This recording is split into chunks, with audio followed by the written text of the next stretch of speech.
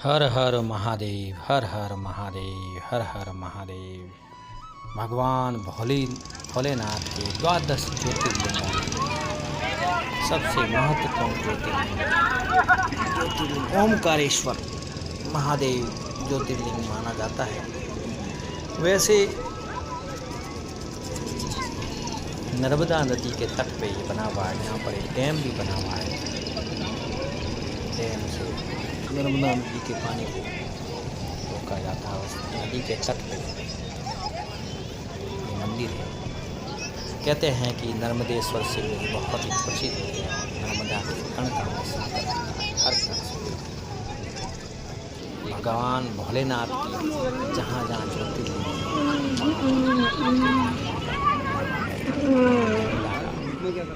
यहाँ से बहना बहुत ही महत्वपूर्ण है।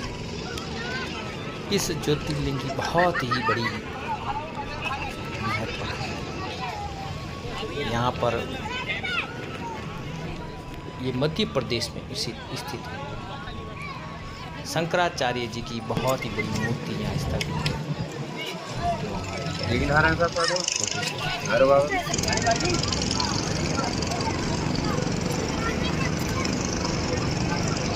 ओमकारेश्वर भगवान भोलेनाथ का देखो ओमकारेश्वर मध्य प्रदेश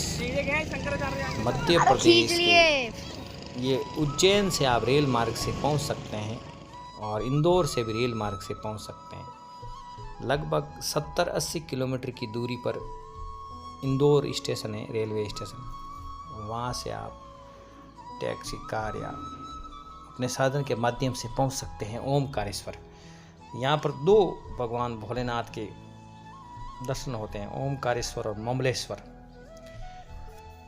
तट के दाईं ओर ओमकारेश्वर है और बाईं ओर ममलेश्वर है। भगवान भोलेनाथ के ज्योतिर्लिंगों में एक ज्योतिर्लिंग है। 12 ज्योतिर्लिंगों में बहुत ही महत्वपूर्ण माना जाता है।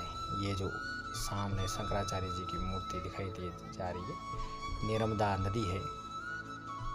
यहाँ पर स्नान का बहुत बड़ा महत्व है। स्नान करके ही लोग दर्शन हो जाते हैं।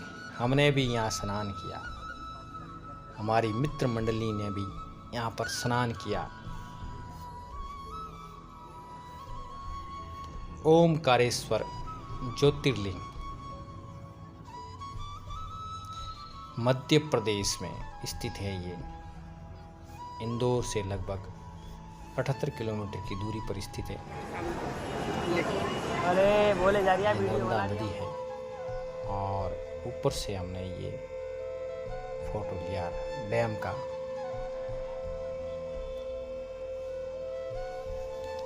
यहाँ पर जब पानी छोड़ा जाता था हूटर की आवाज़ भी आती है, सायरन की तरह बजता है।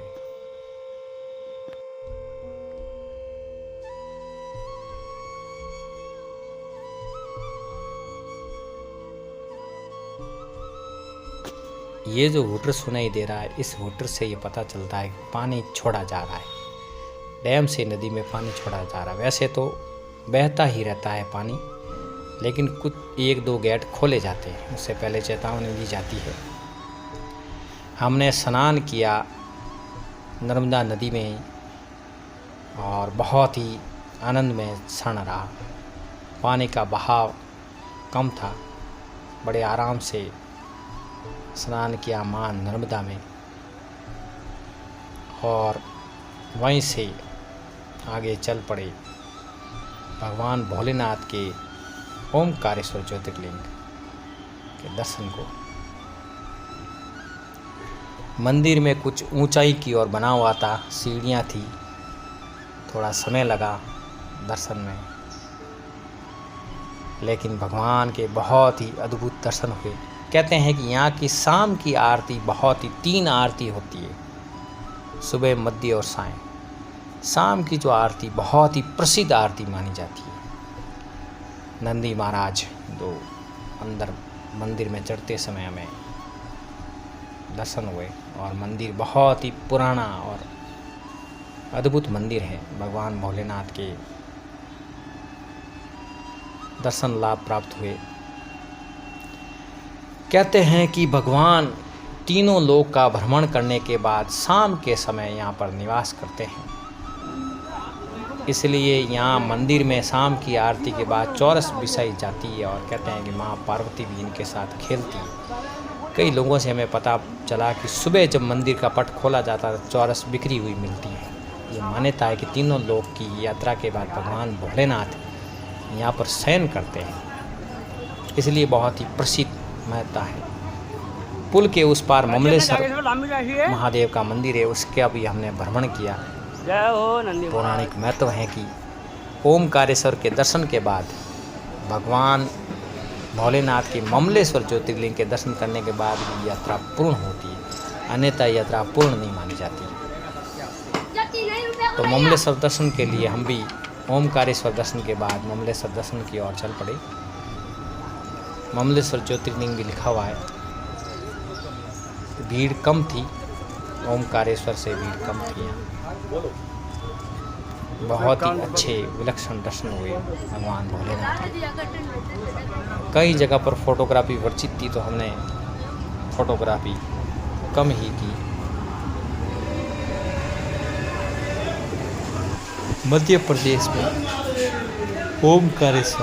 ओमकारेश्वर के दर्शन के बाद ममलेश्वर के दर्शन अनिवार्य है, अन्यथा यात्रा पूर्ण नहीं मानी जाती।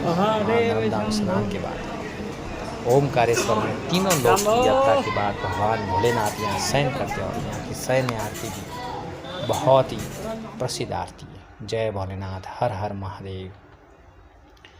उसके बाद हम नाव में बैठे और अपने जहाँ पर हमारी गाड़ी खड़ी थी वहाँ पहुँच गए। जय